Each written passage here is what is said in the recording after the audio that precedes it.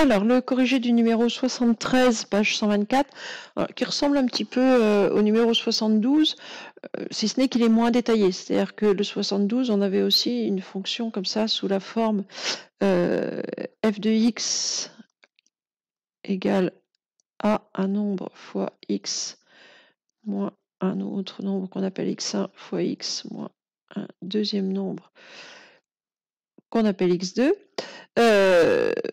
Donc on a ici deux fonctions écrites sous cette forme-là. Dans le 72, on vous détaillait en disant quelles sont les racines et faire le tableau de signes. Ici, c'est pas à détailler, mais l'idée, c'est exactement la même. Donc j'ai une bonne idée de l'allure que va avoir ma courbe.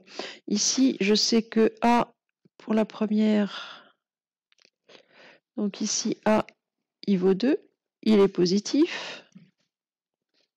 Donc je sais déjà que ma courbe, ça va être une courbe du type une parabole contente, comme vous dites, c'est-à-dire une parabole avec un sommet vers le bas et les branches qui partent vers le haut.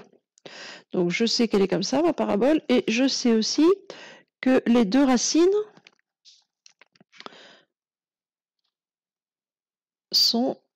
Alors, combien valent les deux racines? Eh bien ici, la première c'est 8.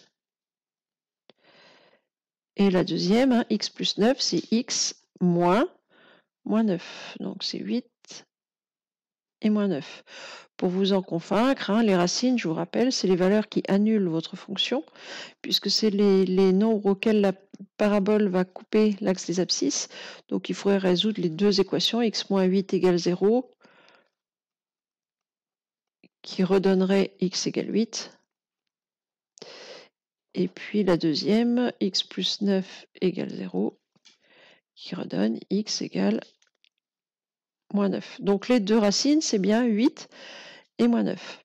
Donc j'ai une bonne idée de l'allure de ma parabole. Donc je sais dans quel sens elle va être orientée. Et je sais aussi... Oula, je suis en train de faire un repère qui a une sacrée scoliose. On recommence.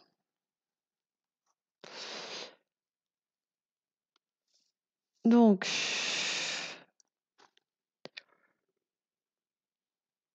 Voilà, c'est mieux.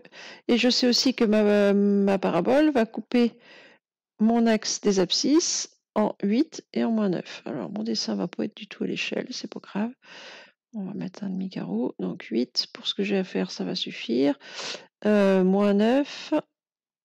Voilà. Et puis j'ai une parabole donc, qui va être dans ce sens-là, qui va couper l'axe des abscisses à ces deux niveaux-là. Donc j'ai une parabole qui va faire quelque chose comme ça. Hein. Hop là, bon, elle n'est pas très jolie. Mais c'est pas très grave.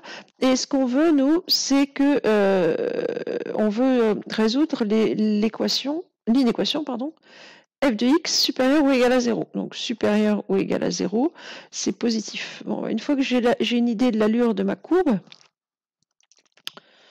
donc positif au-dessus, négatif en dessous. Bon, eh ben, je sais que ma fonction ici, elle va être positive ou ça. Ben, elle va être positive pour les valeurs de x inférieures à moins 9, donc sur l'intervalle moins l'infini, moins 9. Et pour les valeurs de x supérieures à 8, c'est-à-dire sur l'intervalle 8 plus l'infini. Donc je sais que f de x va être supérieur ou égal à 0 pour x, donc soit plus petit que moins 9, donc dans l'intervalle moins l'infini, moins 9. Alors c'est du supérieur ou égal à 0, donc je vais garder la valeur moins 9. Union, le deuxième intervalle, il part de 8, je garde le 8 aussi puisque c'est supérieur ou égal à 0, et je vais aller jusqu'à plus l'infini. Voilà pour le premier. Alors le deuxième, c'est quasiment le même, si ce n'est que je veux que ma fonction soit négative. Alors il n'y a pas de nombre A qui apparaît ici. N'empêche que nous, il faut en mettre 1. C'est pas parce qu'il n'y a rien que c'est 0. Hein. Si c'était un 0, on n'aurait plus de fonction du tout. Le seul nombre qu'on a le droit de ne pas mettre devant une parenthèse, mais qui est là quand même, c'est un 1.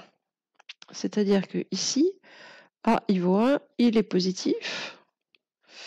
Donc, je vais aussi avoir une parabole orientée comme ceci. Les deux racines,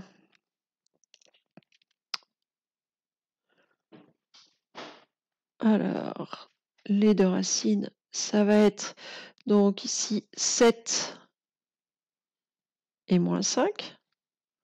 Alors, comme au-dessus, hein, vous pouvez, si vous préférez, si vous avez peur de vous tromper dans les signes, résoudre l'équation x moins 7 égale 0, ce qui donnerait x égale 7, donc c'est la même qu'ici, et x plus 5 égale 0, ce qui donnerait bien x égale moins 5. Alors, je ne le réécris pas, hein, c'est exactement la même chose que celui du dessus, c'est pas le même nombre, mais ça ne change pas grand-chose.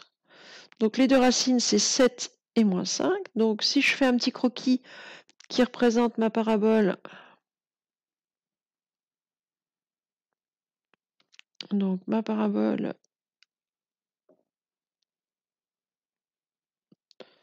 alors on a moins 5 à gauche, 3, 5, moins 5, 7 à droite, 3, 6, 7. Alors si c'est pas à l'échelle, c'est pas dramatique. Ce qu'il nous faut juste, c'est un croquis pour bien réfléchir. Donc la parabole, elle est comme ça.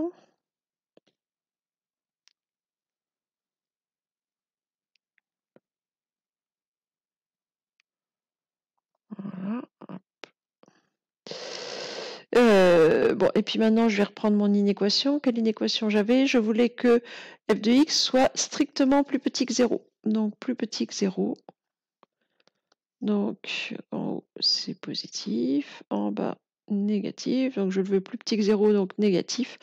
Donc, ma fonction, elle est négative pour les valeurs de x ici. Hein. Donc, pour les valeurs de x allant de moins 5 à 7. Donc, c'était x plus 5 fois x moins 7. Je le veux plus petit que 0, donc négatif, pour x appartenant à l'intervalle moins 5, 7. Alors, je vais bien ouvrir mes crochets en moins 5 et en 7, hein, puisque c'est strictement plus petit que 0, donc il faut que j'exclue les racines. Donc, j'exclus moins 5 et j'exclus 7. Sinon, j'aurai mon produit qui serait égal à 0. Voilà pour cet exercice.